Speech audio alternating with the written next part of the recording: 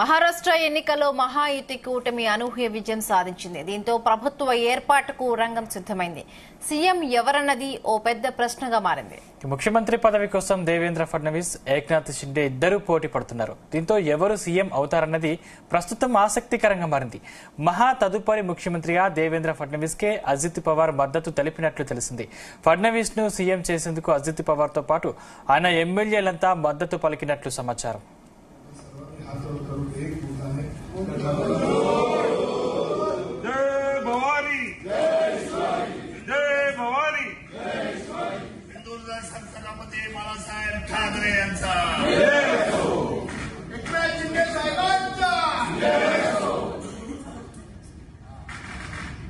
विधिमंडळाचा गटनेता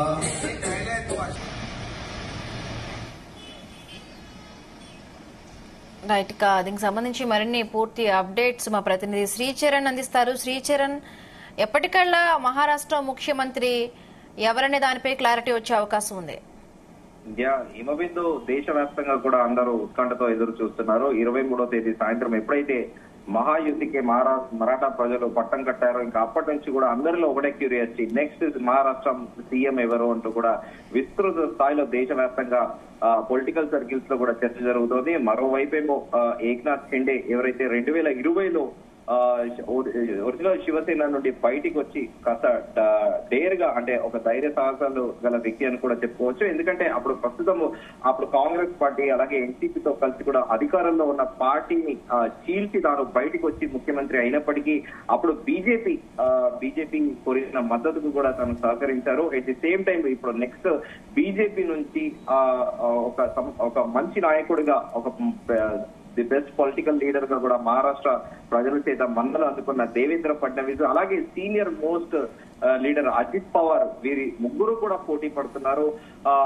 మరోవైపేమో ఏక్నాథ్ షిండేనేమో పలు సంచలన వ్యాఖ్యలు చేశారు. మెజారిటీ సీట్లు వస్తున్నంత మాత్రాన ఒకటే ఆ పార్టీకి, అంటే బీజేపీకి చెందిన పార్టీకి ముఖ్యమంత్రి అవుతాడని ఇక్కడ రూల్ లేదంటూ కూడా ఇండైరెక్ట్ గా బీజేపీకి ఆయన ఒక అలర్ట్ జారీ చేసినట్టు కూడా ఆయన ప్రకటనలో అర్థం ఉంది. అట్ ది సేమ్ టైం తాను కూడా రేస్ లో ఉన్నానని అప్రయత్న పూర్వకంగా కూడా ప్రకటించాడు.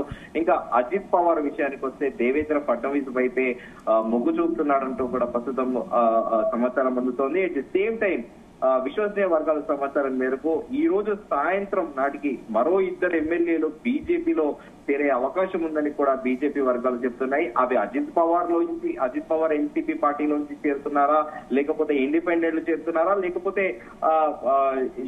ఏక్నాథ్ షిండే శివసేనకు చెందిన ఎమ్మెల్యేలు చేరుతున్నారా అనేది కూడా ఆసక్తికరంగా ఉంది. మరోవైపు ఏమో ఈ రోజు సాయంత్రమే ఖచ్చితంగా కూడా ఒక మహారాష్ట్ర ముఖ్యమంత్రి ఎవరనేది తేలనుంది అనేది కూడా ప్రచారంలో ఉంది. మరోవైపు ఏమో మరొక వాదన నడుస్తుంది.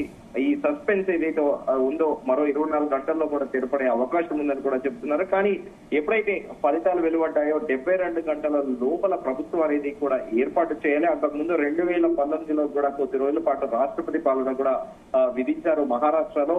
ఇప్పుడు మళ్ళీ రాష్ట్రపతి తొందరగా డెసిషన్ తీసుకోకపోతే 72 గంటల తర్వాత రాష్ట్రపతి పాలన విధిస్తారు.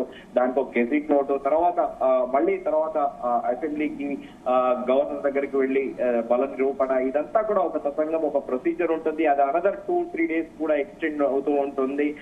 సో మళ్ళీ గవర్నర్ ప్రెసిడెంట్ ఆఫీస్ కి సమాచారం ఇవ్వడము, ఇక్కడ బల నిరూపణ జరిగింది, సో వ్యక్తికి ఎమ్మెల్యేలు సపోర్ట్ ఉన్నారని, ఇదంతా కూడా కొద్దిగా లెంటీ ప్రొసీజర్ అని కూడా చెప్పవచ్చు. కానీ ఈ రోజు సాయంత్రం మాత్రము అటు మరోవైపు Andhra Pradesh deputy chief minister Pawan Kalyan కూడా ఢిల్లీ వెళ్తున్నారు. ఈ రోజు బీజేపీ నేతలతో ఇటు మహారాష్ట్ర నేతలతో పాటు కీలక నేతలందరికీ కూడా సమావేశం ఉంది అని కూడా ప్రస్తుతం చర్చ నడుస్తోంది. సాయంత్రము Andhra Pradesh deputy chief minister Pawan Kalyan కూడా ఢిల్లీ వెళ్లనున్నారు.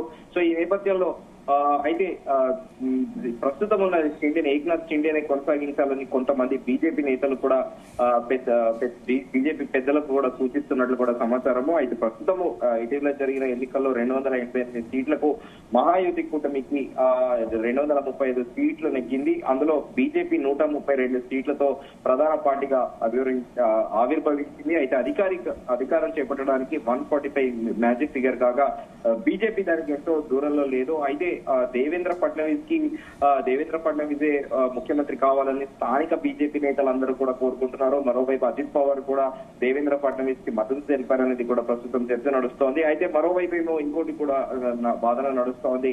ఇప్పుడు బీజేపీ జాతీయ ప్రెసిడెంట్ రేస్ లో ముగ్గురున్నారని మధ్యప్రదేశ్ మాజీ ముఖ్యమంత్రి శివరాజ్ సింగ్ చౌహాన్, అలాగే ప్రస్తుత కేంద్ర మంత్రి కిషన్ రెడ్డి, అలాగే దేవేంద్ర ఫడ్నవీస్ ని కూడా బీజేపీ జాతీయ అధ్యక్షుడు చేస్తారనేది కూడా చర్చ నడుస్తోంది. ఒకవేళ ఏక్నాథ్ షిండేని మళ్లీ తిరిగి మహారాష్ట్ర ముఖ్యమంత్రిగా చేస్తే మాత్రం ఖచ్చితంగా దేవేంద్ర ఫడ్నవీస్ కి బీజేపీ జాతీయ అధ్యక్షుడు అయ్యే అవకాశాలు ఉన్నాయంటూ కూడా చర్చ నడుస్తోంది. కానీ మరాఠా ప్రజలు, అంటే మహారాష్ట్ర బీజేపీ నాయకులతో పాటు స్థానికులు, మహారాష్ట్రలోని కొంతమంది కూడా ప్రజలు కూడా దేవేంద్ర ఫడ్నవీసే కావాలి అంటూ కూడా కోరుకుంటున్నారు.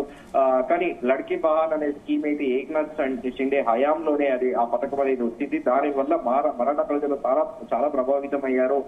ఎట్ ది సేమ్ టైం ఇంకోటి దానికి 2100 కూడా చేస్తామంటూ కూడా మహిళలకు మహాయుతి ప్రకటించడము.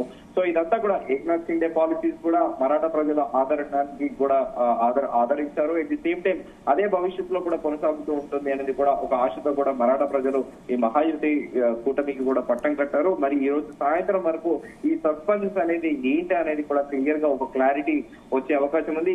ఈ సస్పెన్స్ కూడా తెరపడనుంది హిమబిందు. Right, okay Sricharan.